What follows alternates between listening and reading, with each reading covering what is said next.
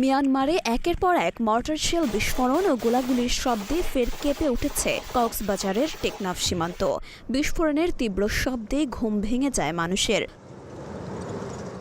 তীব্র এই শব্দ এবং কালো ধোঁয়ায় আতঙ্কিত হয়ে পড়েছেন তারা। বুধবার গভীর রাতে ঘটে এমন ঘটনা।